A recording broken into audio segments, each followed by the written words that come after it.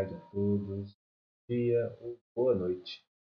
Voltamos aqui com mais uma aula de Sociologia, terceira série do ensino médio, aula de número 6, professor Rodrigo Marques. O tema da nossa aula de hoje são os movimentos sociais.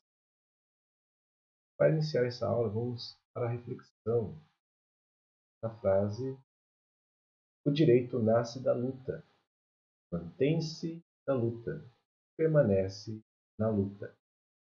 Cessada a luta, o direito morre. Rudolf von Ehring. Essa é uma frase importante relacionada à questão dos movimentos sociais, porque através dessa relação entendemos então como funciona a manutenção dos nossos direitos presentes nas leis de hoje em dia. E também na frase de Alex Tocqueville, fala: a democracia envolve vigilância permanente e a participação dos cidadãos é fundamental para a garantia dos direitos. Essa é uma outra relação, já que na primeira frase dessa reflexão de Ehring, ele fala que nós temos que lutar pelos nossos direitos, e nunca deixar cessar por lutar por eles. Da mesma forma que Alex Tocqueville diz o seguinte: nós devemos sempre permanecer vigilantes e atentos, e enquanto envolvendo nessa participação ativa dos nossos direitos, ela é fundamental para manter-se dentro dessa questão da lei. Então, nós temos a primeira frase para a questão da luta, nós não podemos desistir dessa luta, e a segunda fala que nós temos que sempre estar ali vigiando e garantindo a manutenção dos nossos direitos civis, políticos, sociais e humanos. Bom, os movimentos sociais podem ser divididos em dois tipos. Caso conjuntural, ou seja, surge buscando um objetivo específico e tem curto prazo, aquelas coisas simples e básicas, instantâneas, como dizem o pessoal. Então, fala bem simples, pessoal. No caso lá, a questão de conjuntura, de momento. Tá? Essa relação.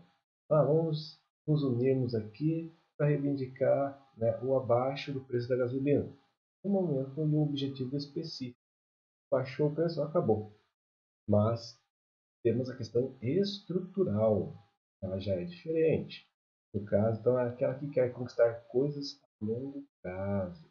Então, uma mudança nessa estrutura da nossa sociedade. Então, esses movimentos sociais não precisam ser apenas contra o governo ou contra algo. Podem também de apoio dentro dessa relação. Então, percebamos a relação e a diferença entre um e outro. Um tem um curto prazo, o outro não tem. Ou seja, a luta é constante. Temos vários aí, movimentos estruturais e não conjuntural no nosso território nacional. Vamos entender um pouquinho, então, onde estão escritas essas relações dentro da nossa lei maior, que é a Constituição da República Federativa do Brasil, também conhecida como Constituição Federal de 1988. Lá no artigo 1º da nossa Constituição, em seus incisos 2 e 3, fala dessa questão para nós. No caso, o artigo 1º, inciso 2º, a cidadania, inciso 3º, a dignidade da pessoa humana. Os movimentos sociais, pessoal, eles são ativos quando você exerce a sua cidadania. Puxando o gancho da frase de Alex Tocqueville, ela é fundamental para a garantia dos direitos quando você participa ativamente dessa relação, ou seja, quando você exerce plenamente os seus direitos, no caso, o exercício da cidadania, e vai trazer benefícios em relação aos seus agentes que estão procurando esse direito, no caso, trazendo dignidade, que é o respeito ao ser humano, no caso, a dignidade da pessoa humana. Da mesma forma, tanto nos seus incisos 2 e 3, também temos o artigo 5º, o seu inciso 16. Todos podem reunir-se pacificamente, sem armas, em locais abertos ao público, independentemente de autorização, desde que não frustrem outra reunião anteriormente convocada para o mesmo local, sendo apenas exigido prévio aviso à autoridade competente. Perceba, no caso, para o exercício efetivo da cidadania, vamos fazer um movimento social. A Constituição prevê essa relação e diz que todos nós, cidadãos brasileiros, ou até mesmo estrangeiros que estejam residindo no nosso território nacional, ou estrangeiros que estejam de passagem, né, e aceitem essa relação desse movimento, podem reunir-se pacificamente. Né? Não preciso mais dizer nada em relação às outras questões, mas desde que essa primeira parte, né, que diz aí do nosso inciso, já explica toda a relação do nosso movimento social. Se eu posso reunir-se pacificamente, significa que eu posso unir uma grande quantidade de pessoas buscando um determinado fim. No caso, o exercício pleno da cidadania, reivindicando direitos ou então cobrando alguns deveres. Vamos analisar a seguinte questão, então. Os movimentos sociais contemporâneos teve início no final do século XIX e se desenvolveu ao longo do século XX e XXI e estenderam-se até os dias atuais. Perceba, começou lá no final do século XIX e se estendeu até os dias de hoje. A importância de estudar eles dá um enfoque à participação política de categorias sociais. No caso, são elas que lutam por direitos civis, políticos, sociais, humanos. Permanece em constante debate, que é o ponto crucial, que é a reivindicação e aperfeiçoamento das leis, nossos direitos, à medida em que a nossa sociedade incorpora esses novos valores. Vamos ver então alguns pontos. Os movimentos sociais que nós conhecemos. Movimento operário. O movimento operário se deu lá no final do século XIX. Né? As pessoas reivindicavam melhores condições de trabalho, direito ao trabalho, jornada de trabalho, carteira de trabalho, salário mínimo, por diante.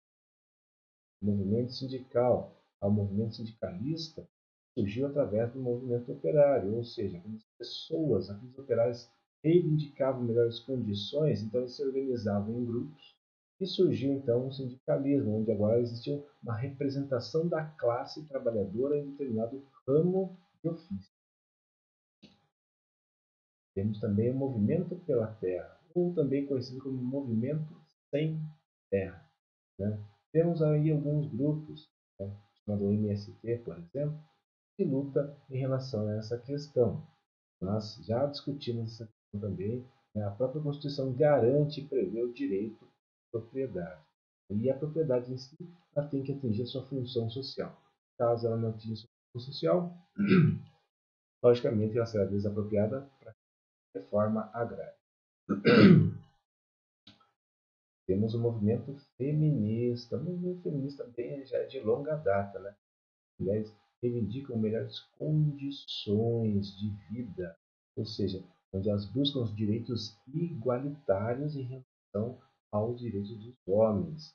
Porque antes, por exemplo, né, no Código Civil 6, estabelecia as diferenças entre homens e mulheres. Né, e não havia o reconhecimento da mulher em pé de igualdade ao homem. Já em 1988, com a nova Constituição, o seu artigo 5º diz que todos são iguais perante a lei. O seu inciso 1 fala que homem e mulher são iguais perante a lei. Então, acaba essa relação, pelo menos na própria letra da lei, diz que homens e mulheres são iguais. Entretanto, temos que analisar que esses movimentos feministas ainda reivindicam essa questão do próprio direito estar prescrito ali na relação, mas ele não é aplicado da forma que deveria ser. O movimento LGBTQ+, ou seja, lésbicas, gays, bissexuais, transexuais e entre outros, são movimentos dessas pessoas. Né? que buscam reconhecimento perante a própria sociedade. No caso lá, cada um deles, que se uniram num movimento buscando então reconhecimento da sua condição enquanto ser humano, que está previsto na própria Constituição Federal, que é o terceiro artigo 1º, que é a dignidade humana, valorizando então sua escolha em relação ao modo de vida que nós temos atualmente. Ou seja, independentemente da questão de gênero ou de sexo. Eles definem então o que realmente eles querem ser, porque vive o pensamento do próprio ser humano. Temos o movimento sem teto, tá? São aquelas pessoas que não possuem moradia. Por exemplo, em São Paulo, capital, temos muitos prédios desocupados, ou seja, ele não tem função nenhuma, ou porque o dono dele, no caso lá, não pagou, ele está em fase de execução, dentro da questão da justiça, ele vai penhorar o prédio e não se sabe o que fazer com o prédio, ou o prédio foi abandonado. Então, são essas relações. E essas pessoas, no caso sem teto, eles reivindicam esses prédios para eles poderem criar como moradia. Tá? Temos também um movimento ambientalista, que já é também de longa data, falando da questão do meio ambiente. Por exemplo, a natureza ela vive sem o ser humano, mas o ser humano jamais existirá sem a natureza. Esse é um ponto da nossa reflexão, porque o movimento ambientalista ele visa exatamente isso, garantir a coexistência do meio ambiente natural com o meio ambiente artificial criado pelo homem.